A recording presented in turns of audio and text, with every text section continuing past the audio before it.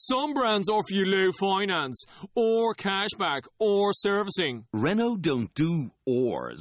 We do ands. The Renault Kadjar with 1.91% APR and €1,000 cashback and 3 years servicing, saving you thousands. Renault, the brand with the ands. Visit your local Renault dealer. Finance is made under a hire purchase agreement. Terms and conditions apply. Deposit required. Subject to lending criteria. See Renault.ie. No risk it, no biscuit.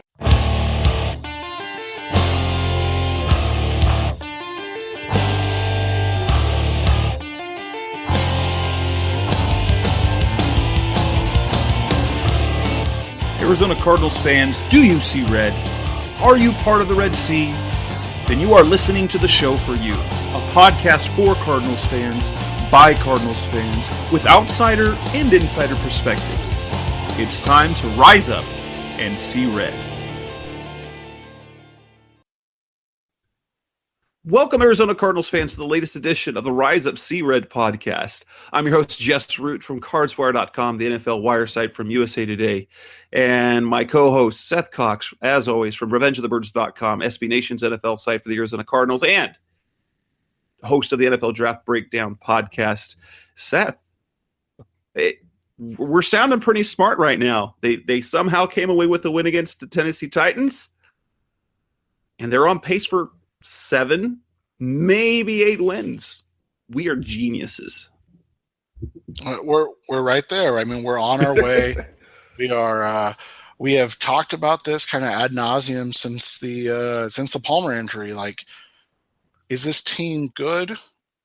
Probably not. Is this team bad? Probably not. Are they average? Yep. And that's kind of where they're headed. And you know, last week I'm doing kind of a weekly poll of the fans. What are your impressions of Bruce Arians? And so after the Rams loss, I put the poll up there, and 51% wanted him back, 49% wanted him gone. So we'll do it again this week and see what it looks like after a win. I'm interested to see if that number kind of creeps up, because you know, you can lament a lot about Bruce Arians, and we'll talk about it throughout the show, but you can lament a lot about Bruce Arians, but they are not giving up, and they are winning games that, let's be honest, if they had a different coach, or if they played to what their talent level is, especially with all the health or with all the injuries that they've had to deal with, they're probably closer to, 4 or 5 wins, but they're playing above their heads a little bit. And I think a lot of that is due to coaching, and we'll get to that throughout this show. So this show tonight, recording on a Tuesday night, comes following a 12-7 kind of a snoozer of a game in which the Arizona Cardinals defeated the 8-4 at the first place Tennessee Titans, giving them 2 wins in 3 games in their homestand. They defeated the Jacksonville Jaguars. They defeated the Tennessee Titans. They fell to the Los Angeles Rams. This is the you can't kill the Cardinals show. So you can't kill them, even though they are just going to die. But this team has incredible resolve. So at this point, we're going to talk about that. So coming up on this show, we are going to discuss just how impressed we were with the win. It wasn't the best win, but it was a win, and there was definitely a lot of positives to come from it. We're going to talk about, is there, in fact, any hope for the playoffs? We're going to talk about some of the players who the Cardinals have brought on and whether they should bring them back next year, and then look ahead to the injuries that they have suffered and their matchup this weekend in the nation's capital against the Washington Redskins. And that's what's on tap on this edition of the Rise Up See Red podcast. And before we start, a reminder about our friends from Harrys.com, friends of the show, friends of the podcast, guys that you all should support. They're supporting us, support them. It's a great product in terms of shaving. Now, Seth doesn't worry, but he's still got this ridiculous beard. But I shave. And I told you how I made the switch from the electric blade to Harry's, and I've been super pleased with it.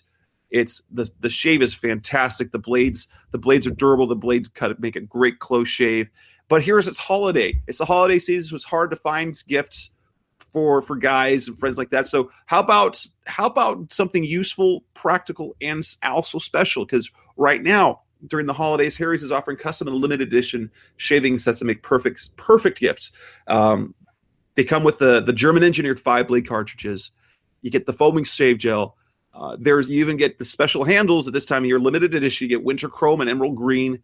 You can even personalize it if you want. So the gift sets, they start at $10. They're great for stocking stuffers, and you can even get something for yourself if you want. And I'm a big fan of that. But for you guys, our listeners of the Rise Up See Red podcast, support Harry's and they support you. They're giving you a special offer. We partnered with Harry's to get $5 off your order when you go to harrys.com/CRED. It's only available during the holidays. Now watch out. This week. You need to act this week on this. So give Harry's and give Hanson, because the shipping cutoffs end this week. So act now so they get them delivered in time. So to get the limited edition holiday shave set while supplies last, go to harrys.com/CRED right now. Again, that's harrys.com/CRED.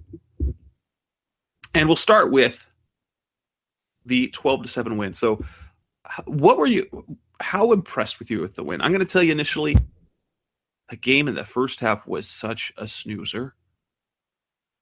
But what you saw was a resilient Cardinals team who went from 7 points down to 12-7. They didn't give up any more points, something that they have not done. Their defense came up so big time and time again, and then they took care of the football, something we have not seen. So it was not a great win, but it was impressive the way they played so that they could get the win for me. Yeah, and it's what we've kind of talked about from the beginning of the season, and it took maybe 10 weeks to manifest to what we were hoping it would be. And that was a defense that puts you in games. And now they don't have the offensive firepower, obviously, clearly, without David Johnson, without Carson Palmer. The whole thought process was, could they create a defense and running game that was good enough to allow Carson Palmer to kind of be the Blake Bortles or the dead Peyton Manning of the Jaguars of this year or the Broncos of 2 years ago.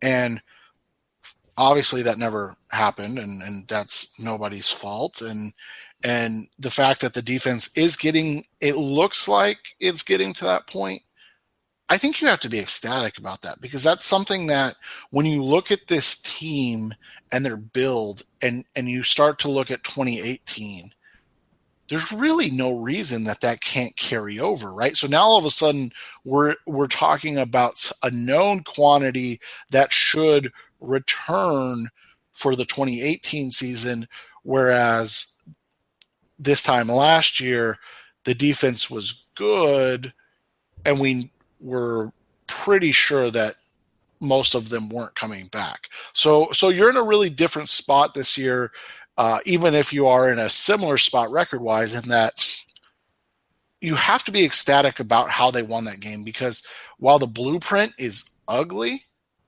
the outcome is great. And for somebody like me that enjoys football in a really kind of pure state of, I love like the triple option. I love just smash mouth pounding football. And I know that's never going to happen in the NFL, but when you see a team that is already building a defense that is probably going to quietly finish in the top 12 of NFL defenses after let's be honest, a putrid start to the season, that's exciting, because now you are close to being like, oh, okay, now you have that side of the ball. Now you need to figure out the whole running the ball thing. And oh, by the way, you may get one of the top, or you will get one of the top 3 running backs in the NFL back in 2018 healthy. And so now, yeah, to an extent, maybe it doesn't matter who your quarterback is, but man, if that's the last hurrah, and that's what you surround Carson Palmer with in the last hurrah, oh man, that's got to feel good. So now the blueprint, if that truly is it, this defensive-minded Arizona Cardinals team with a lot of young and athletic players kind of picking up the slack, oh man, does that not make you excited for next year? Even while still kind of remotely, kind of holding out hope for this year. And the part about the defense, which is finally good to see, is we have talked about and we have felt and we've believed how talented a defense, and actually in terms of what they have on the field, they should be a great defense. But the advanced metrics that a lot of places use bear that out. But when you end up looking at some key metrics, third down defense, points allowed, they've been very underwhelming. And it was always a player here or at key moments they're giving up points. But against Tennessee, they were completely dominant defensively. Now, I will add this caveat. The Titans at 8-4 statistically were a bit of a mirage. We mentioned it talked about last week in the show. But if you look at it statistically, they were an 8-4 team that had a negative point differential that was not good on scoring or scoring offense or scoring defense. They gave up more points than they allow. Than they score. They gave up more yards. They had a negative turnover ratio, and there's so all of those things. You're like, wait, are they really good? But they had one of the top running games in the league. They have one of the top rushing defenses in the league, and guess what the Cardinals were able to do? Well, defensively, they completely bottled up that duo of DeMarco Murray and Derrick Henry. And that's what's important, especially to note, is the way they did it, because we've seen the Cardinals get out physicaled. I think that's even a word. Teams can begin to have success running the ball when games are still close. This game was never a point until the very end where Tennessee had to throw the ball. They could have stuck with the run if they were convicted by it, and the Cardinals just shut it down. And the things that we've wanted to see from the Cardinals, which is finishing drives defensively, stopping the run, and then making plays. They picked off, at the intercept, they picked off Marcus Mariota twice, and both interceptions were some great plays because they weren't bad throws. Kareem Martin's read on that screen pass, that was great homework on his part to recognize, the screen is coming, get back, and the ball fell into his hands. He used his, big mitts and long arms to corral that in. And the other one, Josh Bynes, late in the game, he explained it afterwards. It wasn't necessarily something he saw on film. He actually bit on the play action, then tried to recover, went to an area where he knew that the tendency was to go, and the ball was there. So they made plays. They got a little bit of pressure on Mariota, and they stopped the run. So it was finally. You were pleased to see it, but it's also a little bit frustrating because when you see a defensive performance like that, and it wasn't like the Jacksonville game where the Cardinals did it. They tried to give the game away. Against Tennessee, they just completely stifled them, allowed only 201 yards total, 65 yards on the ground. It was just fantastic in terms of defense. Other than that, it was a snoozer of the game. It wasn't exciting, but the defensive play was great. Well, and part of the reason it wasn't exciting, and we'll get to the Blaine Gabbert experience, but part of the reason it wasn't exciting was because there was zero big plays on either side of the football. And so, you talked about it, the Cardinals forced a couple turnovers, but there were no big plays. There were a lot of big misses. So maybe both teams missed some opportunities for big plays down the field or a big, gainer. But in the end, when you have a really methodical game, and that's what this was, it tends to drag a little bit. And one of the reasons why this one dragged so much was because of the Cardinals' inability to really do anything on offense. Let's put this into perspective. The Titans believe so little in the Cardinals' offense that with a lead early in the third quarter, they ran a fake punt from their own 30-yard line because they're like, it doesn't matter if we get stopped, they're only going to get a field goal at best because they can't move the football, and so I mean that was one of the more exciting plays of the game, and did they get the first down? No, they didn't get the first down. Okay, let's remeasure. Oh no, they didn't get the first down. I mean, that was one of the more intriguing, kind of interesting points to the game because, like you said, the rest of it was a bit of a, all right, well, this will end in a punt. Okay, this is going to end in a punt. All right, this is going to end in a punt. and you know, the Titans won scoring drive. It was when they started on the Cardinals side of the field. One of the few bad punts from Andy Lee this season. So the overall offensive lack of offense, and domination on defense on both sides really did make this game kind of, like you said, a snoozer because it wasn't the Seattle Arizona game from 2016 where both teams kind of missed big plays and then got big stops and then missed field goals or blocked field goals. It was okay, 3 and out. Okay, 5 and out. Okay, 6 and out. And you're like, oh my gosh, this is getting like, can we move the football? Is this allowed? Like, what? But yeah, I mean, I think you have to be excited about the defense because, as you said, there was a physicality.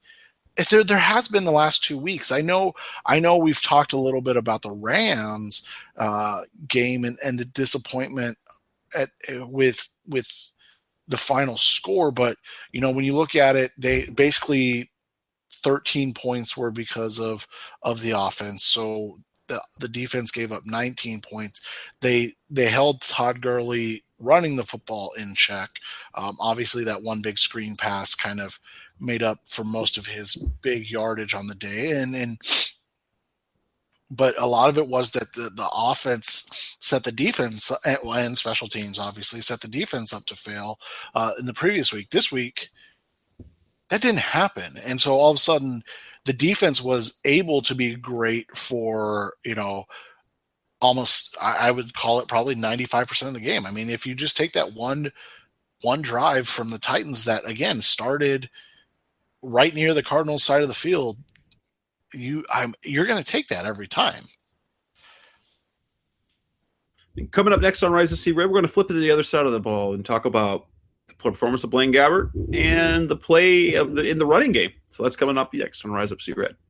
Hey, sports fans, football season's here, and it's time to get in on the action with MyBookie. MyBookie is the industry-leading sports betting website that offers real Vegas odds on football, baseball, and all your favorite sporting events. You can take a side, the total, or even fantasy points props. MyBookie lets you bet online and win big. Did the game already kick off? Don't sweat it. MyBookie has in-game live betting on every major league and event, even esports. There's no better time to join MyBookie than today. Go to MyBookie to open an account and start winning. Use promo code CHAMPION when you register for your account and get a 100% sign-up bonus up to $1,000 on your first deposit. Bet today. Visit MyBookie's website or call 844-866-2387. That's 844-866-2387.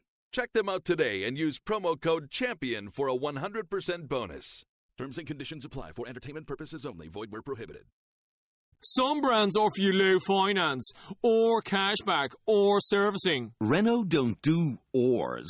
We do ands. The Renault Kadjar with 1.91% APR and €1,000 cashback and 3 years servicing, saving you thousands. Renault, the brand with the ands. Visit your local Renault dealer.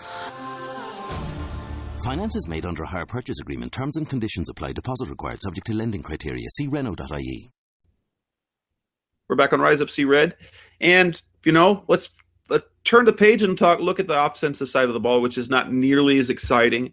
I think you have to be very, very pleased though with the running game, which, and I'm going to say this, and I posted it on Twitter, is we saw just how badly how bad the running game was with John Wetzel left tackle. So when you lost DJ Humphries, when DJ went down for the rest of the year, the Cardinals salvaged their offense by putting Valdir back over on the left side, because suddenly they had a legitimate run blocking pair. And, when you lose Adrian Peterson and you're getting 108 yards against the Rams, and you're getting 135 yards against the Titans, something's working right. When Kerwin Williams is being more productive than what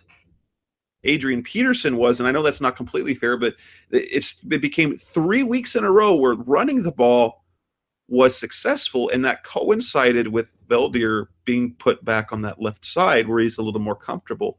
And so the fact that they were able to run the ball after being so historically bad early on this season was one of the biggest pluses for me.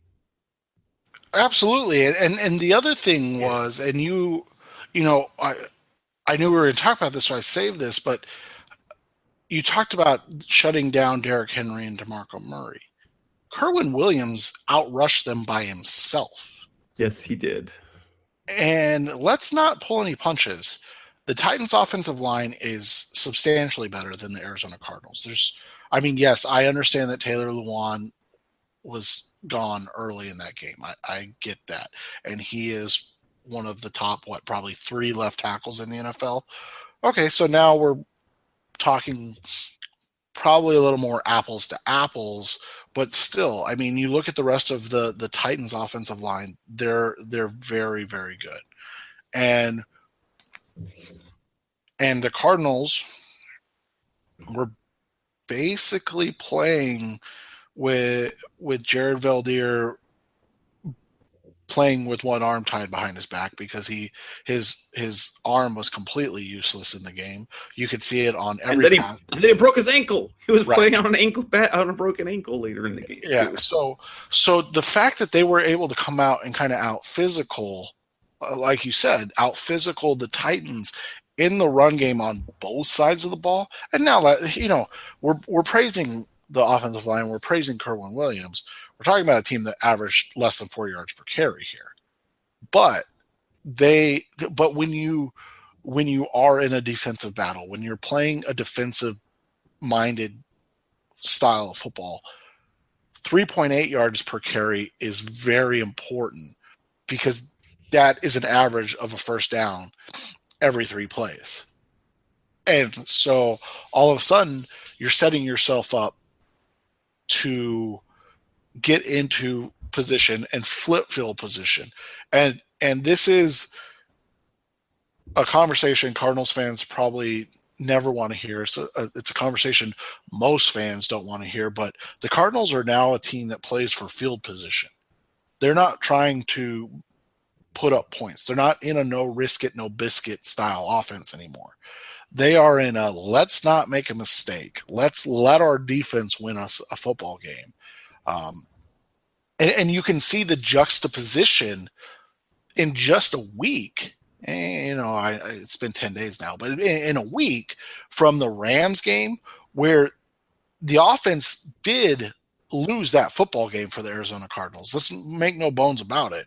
The offense basically gave up as many points to the Rams as they scored on the Rams. I think, like I said, 16-13. So you're not going to win very many games when your offense is giving up 13 points, because then your defense basically has to pitch a shutout, something the Cardinals haven't done since 1991.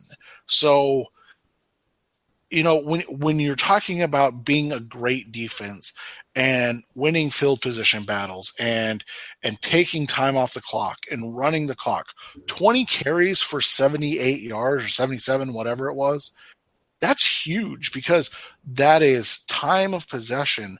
That is milking first downs and then being able to extend drives.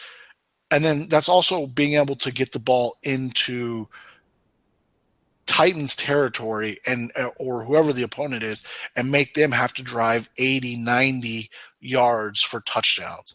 And if you're a defensive-minded team with a struggling or offense, or an offense that is playing with their third-string quarterback and their fourth-string running back, that's the type of offense you have to have. It just is. Because when you're playing in a up-tempo, high-octane offense, you, as you said, you tend to make mistakes. You try to give games away like they did against the Jaguars.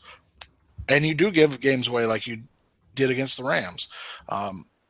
And so when you put that all together, it's not sexy football. It's not honestly, it may not even be fun football to watch. But in the end, it results in a fun win. And when you look at it in the scope of everything, would you rather win like they did against the Titans or lose like they did against, the Texans, where the offense looked efficient and was moving the ball, but then the defense, for whatever reason, couldn't stop Tom Savage?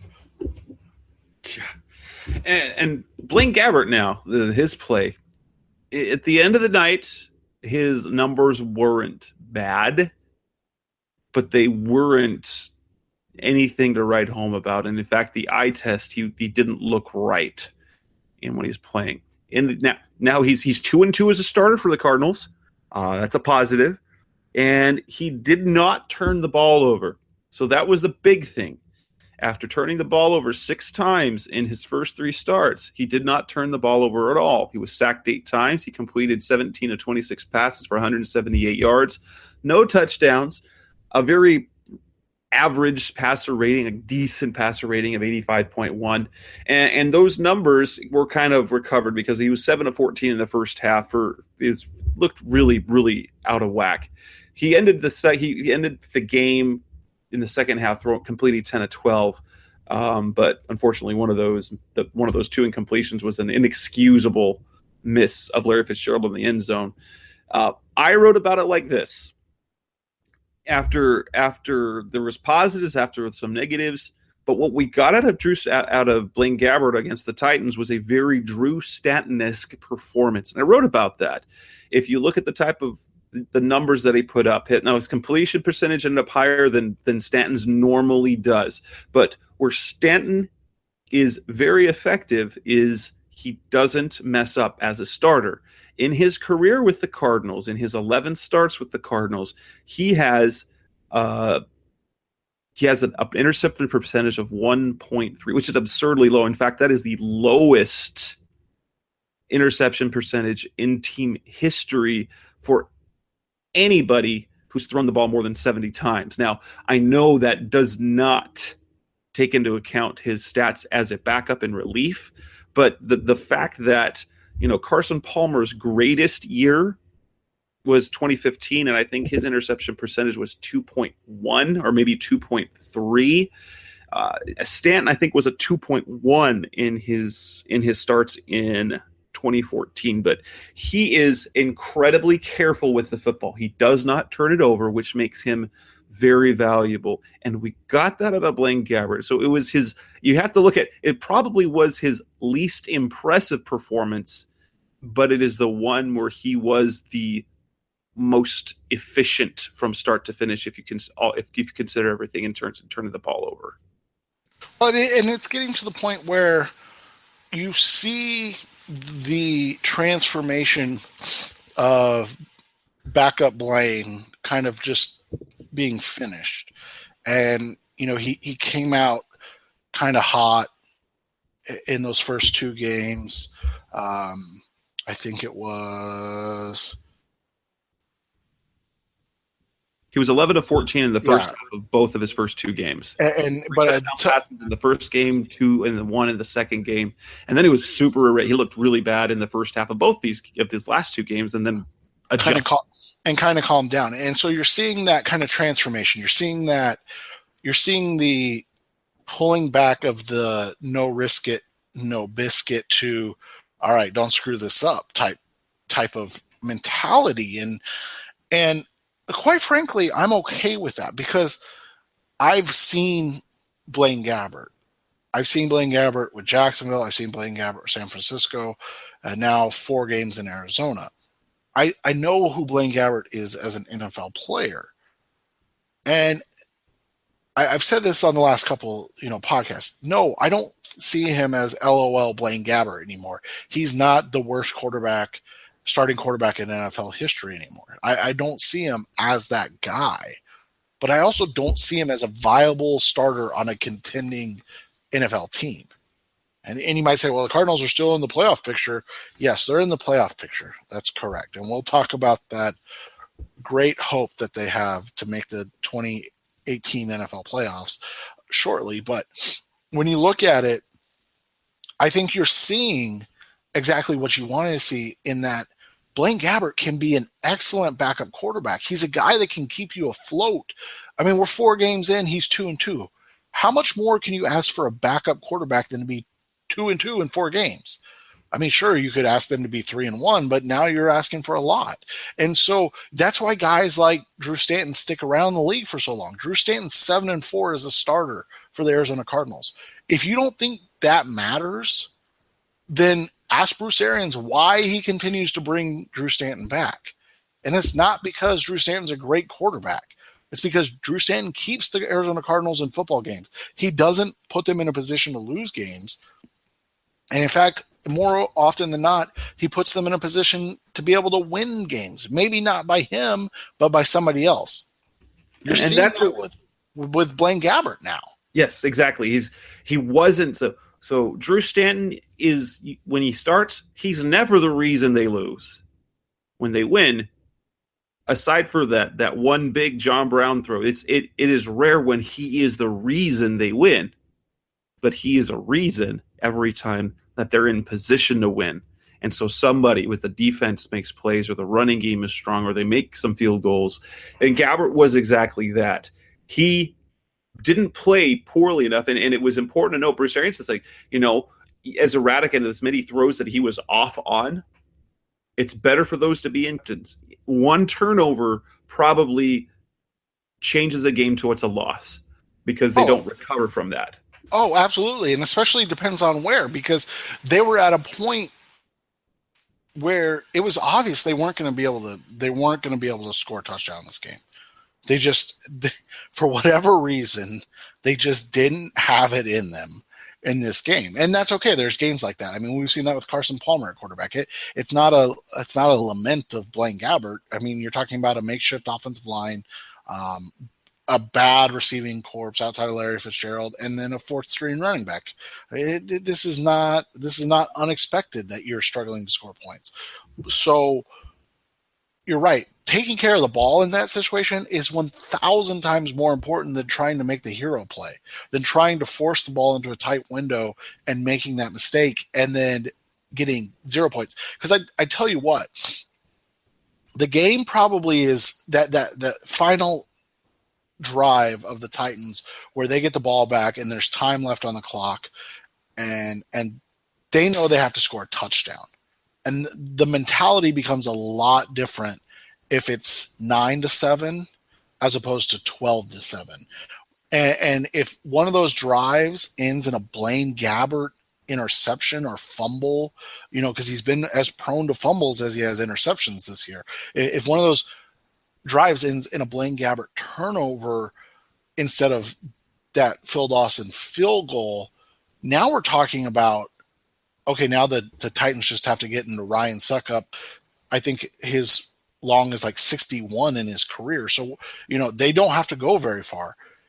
Instead, they knew they had to score a touchdown. They knew that they had no timeouts. They knew they had not much time on the clock. So they were making desperation throws. When you're talking about going for a field goal, that's a lot different. The mentality is a lot different, because you know that one play basically puts you in that position. So you don't have to hit it in one shot. You can kind of nickel and dime and get down there. Whereas for a touchdown, you have to get chunks on every play, because you're not just playing the opponent now, you're playing the clock. And so that is a massive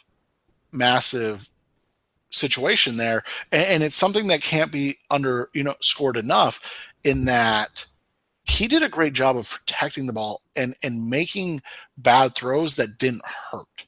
And I know that's not what you want to hear. Oh, well, the bad throws he made, were overthrows that went out of bounds. They weren't, underthrows or overthrows that went into somebody else's arms. And I know that's not what you want to hear, but that's who this team is right now. And yes, that's ugly and nobody likes that type of brand of football, but that's the reality of 2017. So you have to live with that reality. And Blaine Gabbert delivered on what they needed from him. And I think that point can't be said enough. Do the Cardinals have any hope left? You can't quite kill them, but are they going to actually make it to the end of the playoff race and standing? And which players should the Cardinals bring back that they brought, that their late signings that Steve Keim brought in, their Keim time signings? Which of those players should come back? That's coming up next on Rise Up See Red. We're back on Rise Up See Red. And let's look ahead to what the Cardinals are at. They are still there. You couldn't kill them off. They're still alive. There is still hope. At 6-7, they moved up a spot because the Redskins were officially eliminated with their loss to the Chargers last week. The Cardinals now are number 11. They are 2 games back of the wild card spot with 3 games to go. Is there any hope? What say you? There's no hope because they have to have 2 teams lose out. And the likelihood that the Atlanta Falcons and Seattle Seahawks both go 0-3, so these 2 teams combined go 0-6, is a tough one for me to believe. Now, the Seahawks have the Rams coming up to Seattle, which could be a close game. They have to travel to Dallas, who I believe will be getting Ezekiel Elliott back that week. And then they have to host the Cardinals. And so, if the Cardinals, in theory, take care of their business, they're going up with more added motivation than normal to beat the Seahawks. The problem is, and you said this to me off the air, it's the Atlanta Falcons. Yeah, both Seattle and Atlanta are 8-5. Looking at the schedule, because the Cardinals have played so poorly in the NFC this year, and teams that they're behind, Dallas, Seattle, and Detroit are all teams who already beat them. It puts them in a position where they cannot have any tie. They win no tiebreakers at all. So the scenario is this: the Seahawks have to lose out. The Falcons have to lose out. The Lions, Cowboys, and Packers can win no more than 1 game. And the Cowboys, that 1 game that they win has to be against Seattle, because otherwise it doesn't work. So essentially this is an exercise in futility. But isn't it exciting? I mean, I get caught up with it every single time. Every time I get caught up in it. And that's because that's what I choose to do as a fan. I don't want to go, oh, they're dead. I don't want to care. I don't care anymore. As long as they're mathematically alive, I'm going for it. And this is the part where, I disagree with the notion they should be losing games. I hate that. You want to, and Bruce Arians said it best. If the second you start, and it wasn't say it's tanking, but the second you start playing players, putting players on the field who haven't deserved any playing time, you lose your team. And what we saw from the Cardinals against Tennessee was a motivated team who had the character and the ethic to play hard for their fans, to play hard for their teammates. And I expect to see that the rest of the way. Now, they're not going to win all their games. In fact, they'll probably lose 2 out of the 3 that they have left. But I want to see teams trying to win. And if it turns out you have an Indianapolis Colts type season when Peyton Manning goes down, where you're in a position to draft Andrew Luck, so be it. That just happened to work out that way. They weren't trying to lose games. They just had no talent behind Manning, and that's just how it ended up going. And so I love to see this.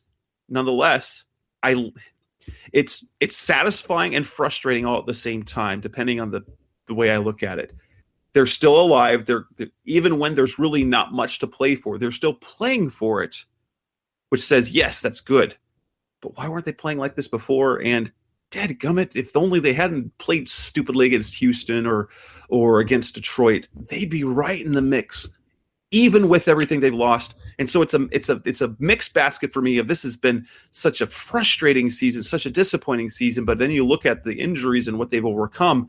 If they make it to 7-9, 8-8, when they've lost all the talent that they did, that's really impressive. No starting quarterback, no starting running back, no starting left tackle, no starting right tackle, no starting left guard. Top sack guy from 2016 out. The guy that was one of your safeties was playing the best this season out. It just incredible, but frustrating at the same time. Well, and you hate to lament injuries to other teams, but isn't it kind of fitting that in a season where the NFC is ravaged by star players missing games, that the Arizona Cardinals are in that group again? This is 2014 kind of all over again, right? Like this is where you look at it and go, all right, yeah, their defense kind of sucked to start the season. Yeah, Carson Palmer struggled out of the gate for, what did we say, 7 quarters basically, struggled. But after 7 quarters, he was playing maybe the best football that he's played in Arizona. And that's really saying something when you look at 2015. And, and then they can just continue to lose key impact players. And yet, yeah, they're still technically, mathematically in it. But wouldn't it be great if one of the years when all of the favorites had key injuries, that the Cardinals didn't have key injuries as well? Wouldn't that just be like one year? Wouldn't it be nice? To be the Rams who nobody gets hurt? Like, what deal did Sean McVay make with the devil? Was it was it the years of Jeff Fisher that's making the football gods are finally smiling upon the Rams after the years of Jeff Fisher, that they're like, you will be healthy this year? But I mean, you look at it.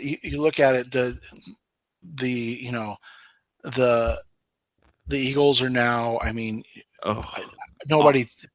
You feel awful for them, but nobody takes them seriously as a Super Bowl contender now. They'll probably end up still being the 1 seed. I think they only have to win 1 game remaining to be the 1 seed. So, they might end up, or I think maybe not the 1 seed, but to get a bye, I think they'll only have to win 1 game, one of their remaining games. But, you look at also, obviously the Packers, and you look at the Redskins kind of falling flat. You look at the Cowboys and what they had to go through with losing Zeke. You look at all and then the Ryans, the Falcons really struggle this year after losing Kyle Shanahan. The Seahawks are beset.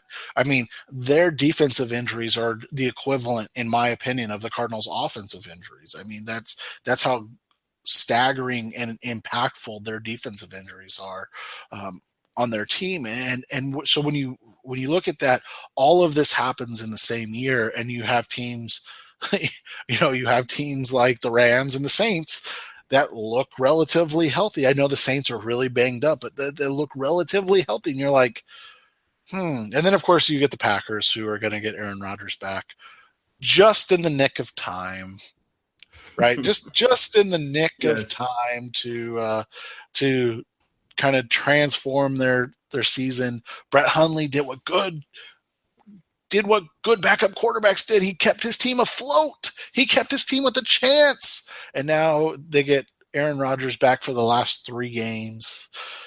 to be that lucky. But that's the life of a Cardinals fan. I mean, It is. You look at it just in general. I mean, we talked about it. We've talked about it before. Was 2014 the year that they were going to win it all, and then the injuries happened, and now you look at it, and was 2017 the year that they could have kind of backdoored their way in with all the injuries to everybody else, and they could have been the team that stayed healthy and kind of and that's a lot of times what it is. It's luck and winning the attrition of injuries, and they just were unfortunate and unlucky enough to not do that this year. And you don't wish injuries on anybody else, but if I could pick a season for the Cardinals to have stayed healthy, this would probably be it, because the NFL in general, I mean, the Patriots just lost to the Dolphins, for heaven's sakes. The NFL in general looks ripe for the picking this year. And I wasn't huge on the Cardinals' chances this season, but now how the season's unfolded, if you give me a 100% healthy Carson Palmer and David Johnson, not even all the offensive linemen, just Carson Palmer and David Johnson, I like my chances. It's just, that didn't happen. No. And so we look ahead a little bit to 2018, or we look to next season, and there's some players who have really stepped in and been quite valuable. Guys who did not start, who did not expect to be on the team one. And it dates all the way back to Blaine Gabbert. So these are the Keim time signings of the year. You go Blaine Gabbert, who signed after the draft. He was the one who actually spent the entire offseason with the team. Josh Bynes, picked up off the street late in training camp. Tremont Williams in the middle of training camp. Alex Boone once the season started.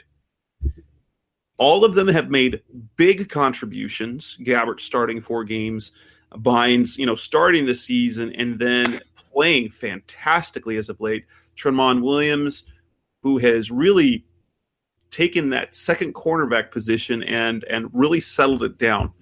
And then you get Alex Boone, who has been more than capable. He's had some stinkers of some games, but considering they lost Mike Upati and how important he was to that offensive line, especially with the issues they were having at right guard, having a veteran out there like Alex Boone was very, very valuable. And so we look to all of them. All of them are free agents after this season. Are there any of those players who the Cardinals shouldn't bring back? Honestly, because of the struggles this year, I don't think that they're I mean, who would you not bring back? I think you have to bring back Boone. You kind of hit on it.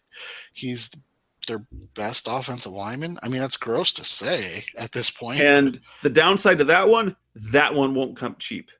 He will come in. He will be expensive. But he's 30, 31, I think. So, and he was available this offseason. So you might, you're not going to talk Upati, $8-9 million, but you could be talking. No. Yeah, I think it's still like $5-6 million, probably, like the Evan Mathis type contract. Yeah, I was going to say like a 1 year, $5 million, 2 year, $12 million or $10 million with a kicker to 12, depending on gameplay and stuff, things of that nature. I've said my piece on Gabbert. I think he's your backup for the next 3 years. I think you offer him a 3-year, $10 million. You said $15 million.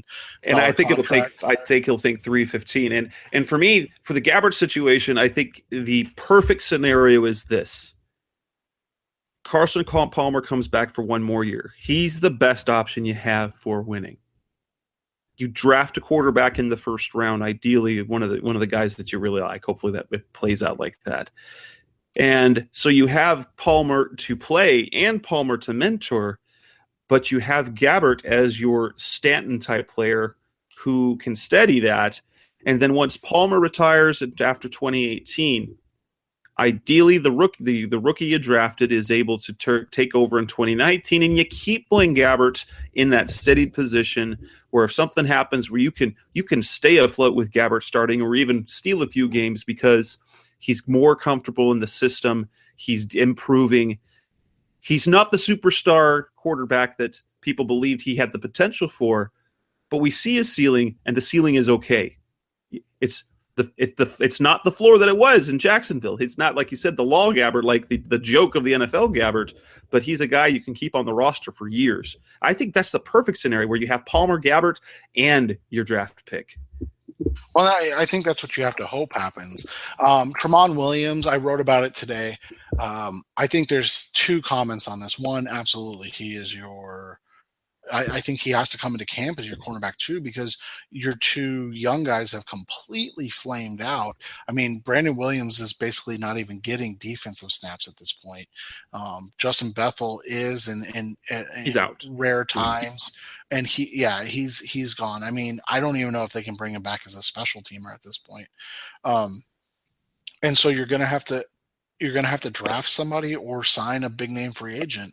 And for me, I'd rather draft somebody. And I know we're now stacking draft picks. Okay, so you got to get a quarterback and a cornerback.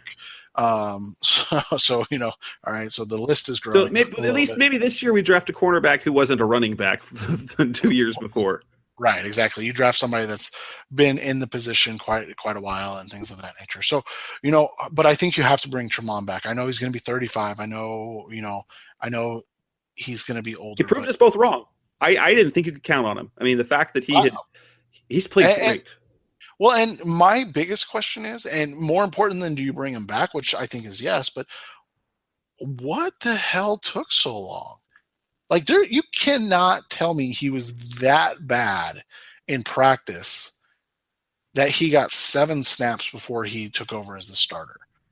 I mean, he got 7 defensive snaps before he became the full-time starter. Well, and then he was unemployed. He had even lost his outside corner role with the Browns. There was writing on the wall that his career was done. Like, if you can't play cornerback in Cleveland, but he's turned it around, and maybe it was opportunity, maybe it was realizing he knew that he had to do something more, and he figured things out to give it one last push. I don't think he'll cost a whole lot, and so they already sunk a lot of money to Justin Bethel into this year. I guess he did take a pay cut to be a free agent, but I still think he enters the offseason as your number 2, but you hope that Brandon Williams can at least compete with him next year, because he did turn things around late in the preseason. He actually looked like a cornerback. He did, and so to see a regression may not be the right word, but to see there being no progression this is only year 2 though, right? Yeah, year 2 we have so many young cornerbacks that we always expect progress with, and I lose track of who and where and when. But yeah, to not get any progression in year 2, at least on the field that fans can tangibly see is frustrating. But I think it's similar to the Palmer Gabbert thing. Like, you're much more comfortable with Brandon Williams being in the mix if he's not the guy expected to lead the mix, if that makes sense. Like you're much more comfortable if Palmer's like backup, and then you draft a guy and he's in that mix too, than if Gabbert's the starter and then you draft a guy and you're like, oh my God, what's going on? I think the same thing with Brandon Williams and Tramon Williams. If Tramon Williams comes into 2018 as your number 2 corner, I think you're happy may not be the right word, but I think you're comfortable. Yes, comfortable is the word, because especially with age, you definitely want to build depth, because it can happen fast. But if you come in with Brandon Williams as your number 2 corner, I think you get a lot of here we go again. Like, yes. Why is this number 2 cornerback still an issue? It's year 12 or whatever. So. And it puts them, the way that the Cardinals have built their rosters over the years, in key positions, as long as if they've been successful, is they've had a young player in position who could take over, but a veteran who can hedge against that. Now, with a couple of exceptions, that hasn't worked, and that's simply because there wasn't anyone better out there. So they kind of, like, going into this year, the Evan Bain thing didn't work out, but it's not like there were better options out there. except the guy that you let walk away in free agency that you end up re-signing. That's interesting, weird thing that how that worked out. But again, I think that goes back to what we've talked about before on the show of self-scouting. I think it's good, and you hit on it. Like, it's good that you say, okay, I think Robert Kimdiche can take the next step. I think it's bad to say, all right, Robert Kimdiche can take the next step. Like, you have to have a plan in place, and you like you said, you didn't have that with the loss of Calais, and then you didn't have that with Boehm as your starter. Like, those were the two ones I would say were, quote unquote misses. And luckily on the defensive line, they had other talent there. And so it wasn't just that they said Kimdiche is going to do it. It was the group was going to do it. And out of that group, Olsen Pierre emerged. Yeah, he has. But again, it took, I think it was about 8 weeks until he started getting that consistent rotation time when Josh Morrow started to get a little banged up, and they were kind of forced their hand to Buda Baker style. Like, all of a sudden it's like, all right, I guess we got to play this young guy. And then you're seeing Pierre every week make a play, and you're like, and you just sit there and go, wonder what would have been different if that would have been from the beginning. Because it's not like Tyvon Branch was bad. It's not like Josh Morrow was bad. But I've been in contact's the wrong word, but I've never been attacked. I wouldn't say it that way, but I have been tweeted at by what I would assume are family members of Justin Bethel, because of my he gave up another touchdown type comments I've made. And so I doubt they listen to the show, but if they listen to the show, this isn't an attack on Justin Bethel. But the reality is, you do wonder aloud how different their season is if Tramon Williams is the starter from day one, instead of Justin Bethel giving up as still leading, I believe, NFL leading 6 touchdown passes. Oh, man. Oh. Like, how different is that season? And so, that's tough. Like, that's tough.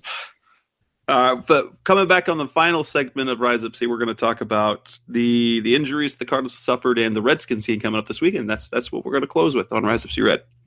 Some brands offer you low finance, or cashback, or servicing. Renault don't do ors. We do ands. The Renault Kadjar with 1.91% APR and €1,000 cashback and 3 years servicing, saving you thousands. Renault, the brand with the ands. Visit your local Renault dealer.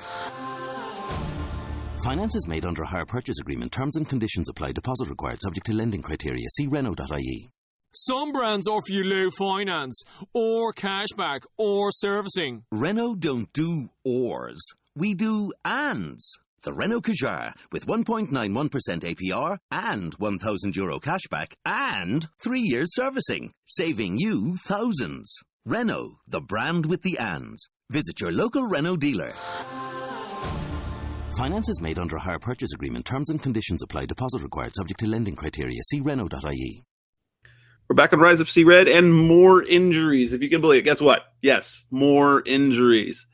Now, Jared Veldheer, done. He fractured an ankle that he finished the game, and he played every snap, by the way. They believe he probably hurt his ankle, had the fracture in the fourth quarter, but he never left the field.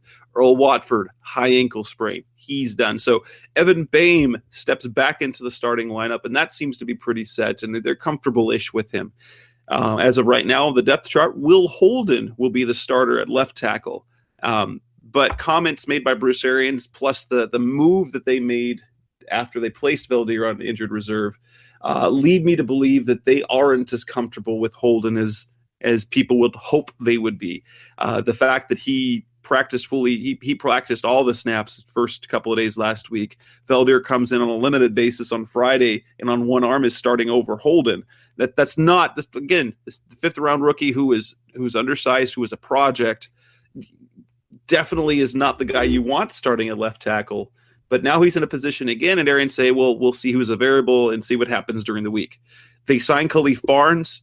He hasn't started in quite a while, so he last played in 2015, but he's a starter for a long time.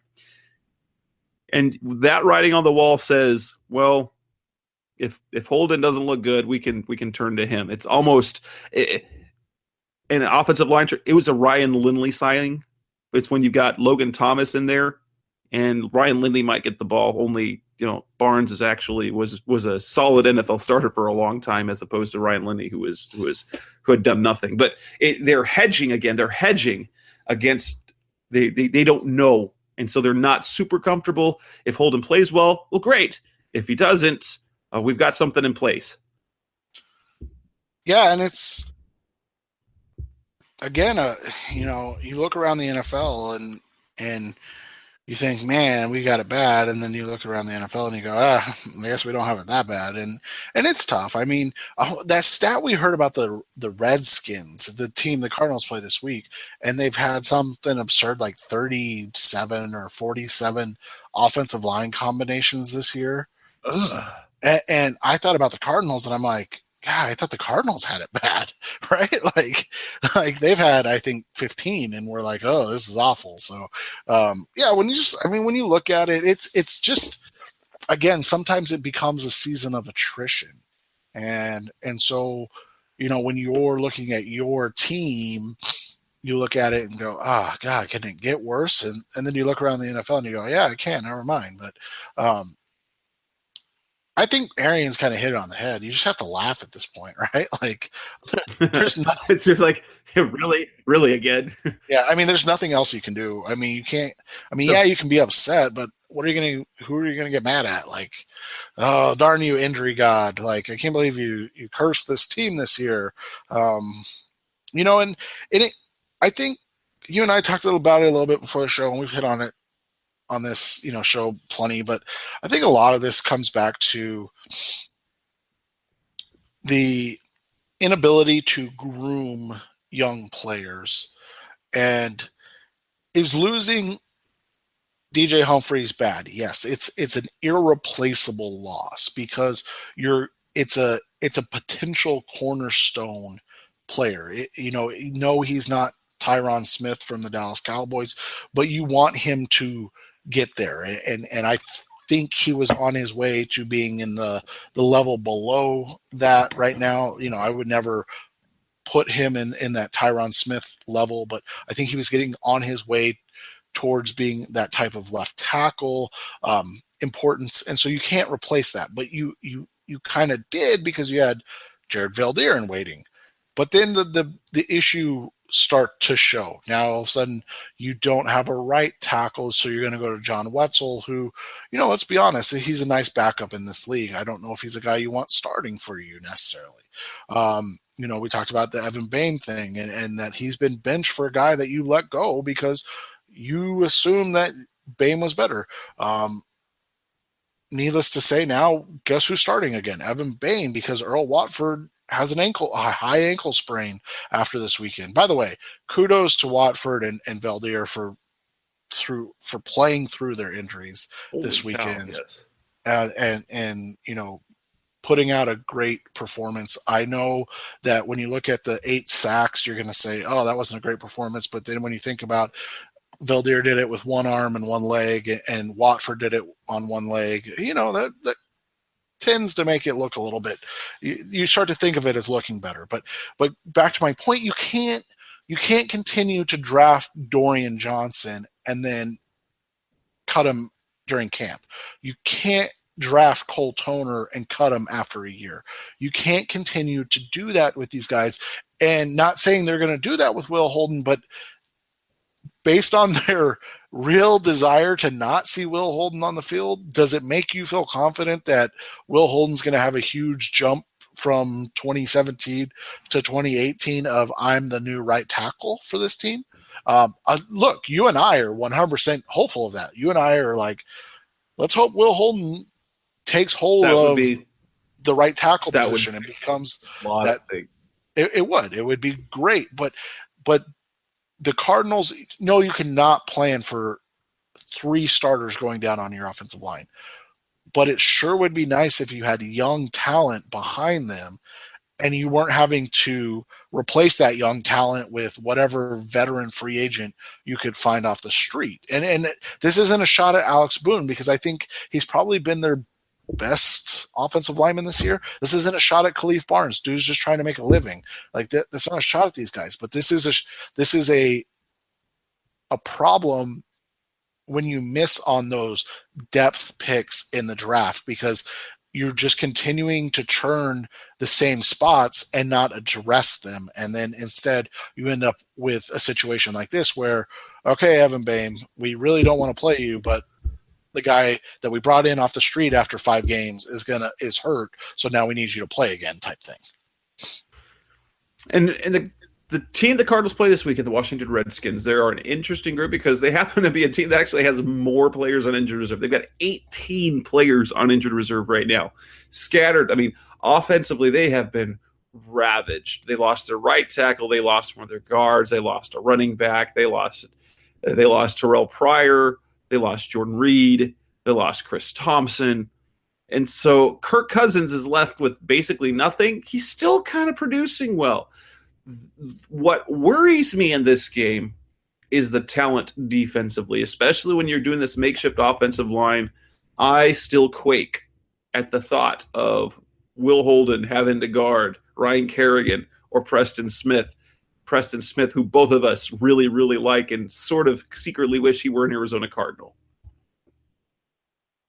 Yeah, and he's had a really nice, first couple seasons. And you look at the Skins, what they do is does not play into the Cardinals' hands. We've talked about, a couple weeks, maybe not so much the Rams game, but when you look back the last couple weeks,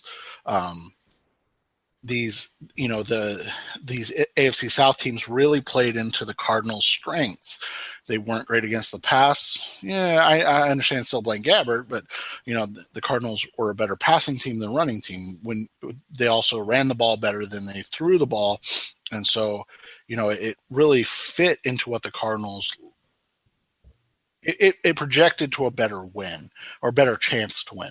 Now you look at the Skins. They're passing per game. That's what they do. They don't really run the ball well. On the flip side, they don't really defend the run well. They're right around average, just below the Cardinals, 6 yards difference in pass defense per game. So when you look at this, the question really does become, can the Cardinals slow down the Skins offense enough to allow Blaine Gabbert? Because this will be a game where Blaine Gabbert really could kind of win this game. They're the worst. They're the worst team in terms of football, points against at 26.5 per game now. For those of you keeping score at home, that's not good. But as you said, as you alluded to, Jess, they still are doing a really nice job on offense. Kirk Cousins, I think, has kind of cemented himself as a star NFL quarterback this season. 66% completion, just under 3,500 yards, 22 touchdowns to only 9 interceptions. And yeah, he's throwing. I mean, his leading receiver on the season is Jamison Crowder. Not that Jamison Crowder's a bad player, but that's his leading receiver. His third leading receiver. Oh, by the way, his second leading receiver is Chris Thompson, who's on the IR. His third leading receiver is Vernon Davis, who I believe is older than you are, Jess. So and then that's he's older than you. I look at it. He's 33, but he's been in the league since I was 10, I think. Yeah, exactly. But their fourth leading receiver, and I'm not even making this up, is a guy named Ryan Grant. I don't even know who that is. Wait, I don't remember. Wait, no, that's not the Ryan Grant that was a running back for the Packers, was it? No, it's a different Ryan Grant. This is a former His son. Yeah, exactly. This is a former Tulane. Sorry, I actually remember him from all those years ago because I think I wrote that he would fit with the Arians, because he's 6 foot and 199 pounds. I think he ran a 4.40. So I think he was in the Arians tree of receivers. But I mean, all this is to say this is what he's been working with on offense, and he's still putting up staggeringly good numbers. His quarterback rating is almost 197.7 on a season where he's without 3/5 of his offensive line.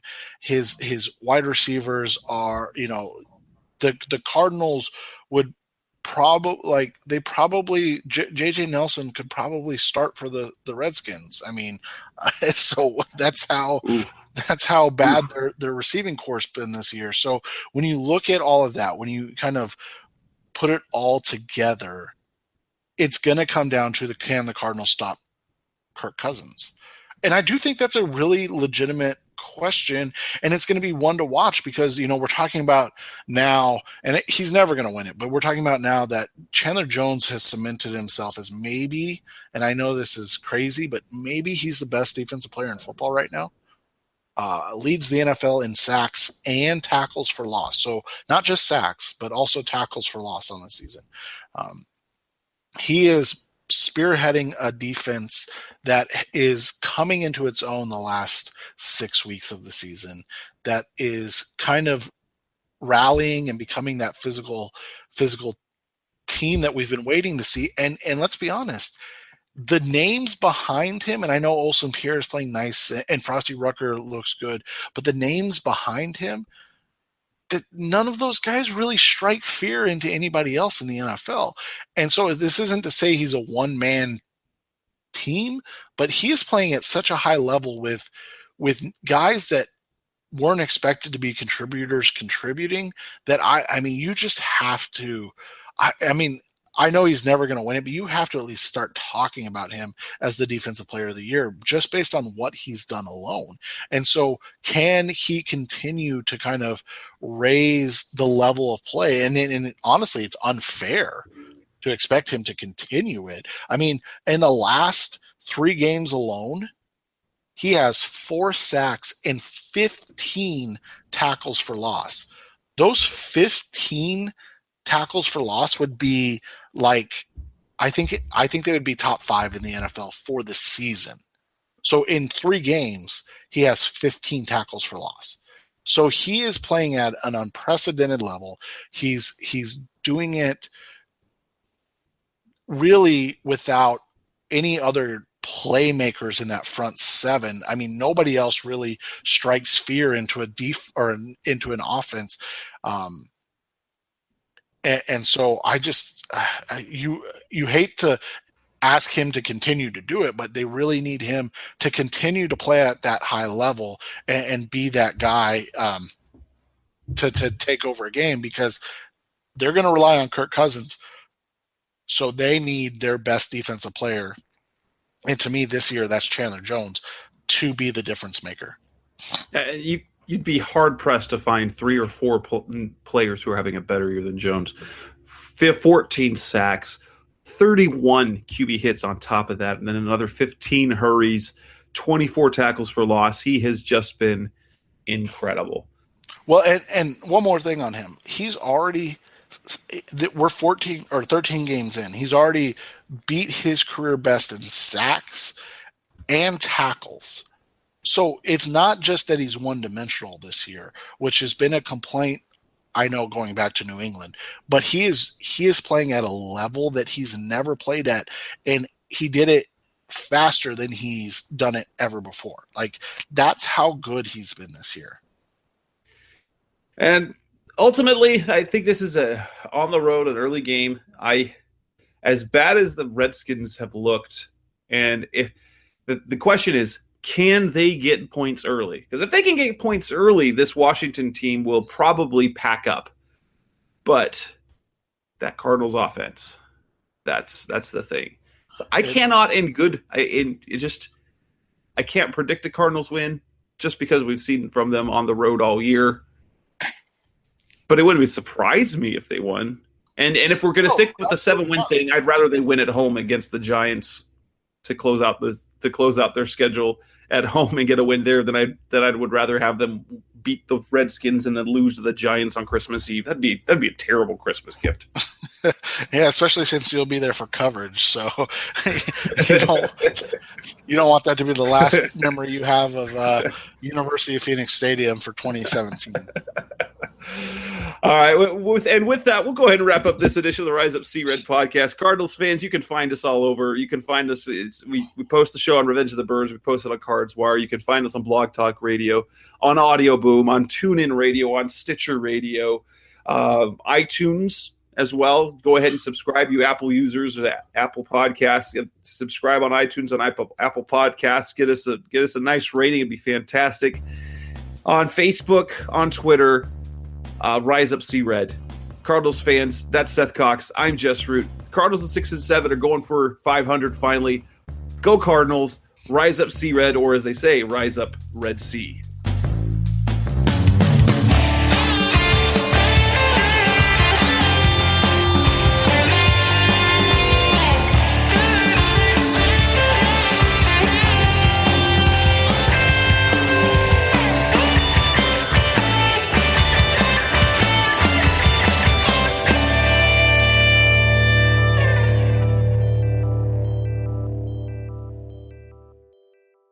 Some brands offer you low finance, or cashback, or servicing. Renault don't do ors.